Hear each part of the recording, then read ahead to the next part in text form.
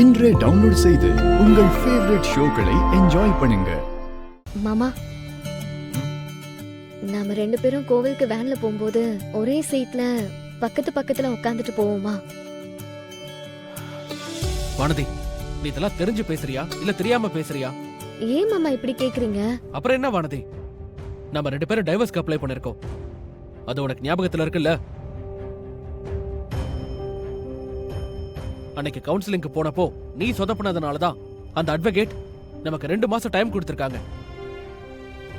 2 மாசம் கழிச்சு நம்ம டைவர்ஸ் வாங்க தான் போறோம். அது மனசுல வச்சு கொஞ்சமாவது நடந்துக்கும்.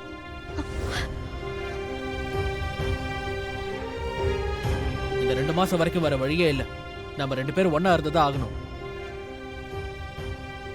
அது வரைக்கும் நம்ம விஷயம் தெரிஞ்சு நம்ம வீட்டுல இருக்கவங்க யாரும் மனசு கஷ்டப்படக்கூடாதுன்னு தான் நம்ம 2 பேரும் புருஷன் பொண்டாட்டியா வாழ்ற மாதிரி நடிச்சுக்கிட்டு இருக்கோம். அது உன் ஞாபகத்துல இருக்கட்டும்.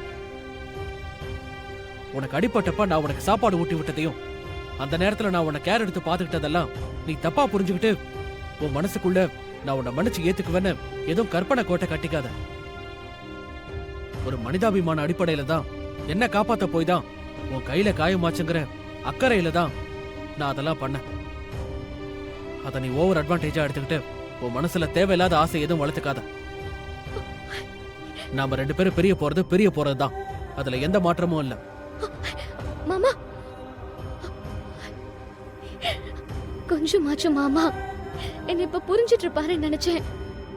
ஆனா மாமா இப்பவும் அதே கோவத்தோட தான் இருக்காரு.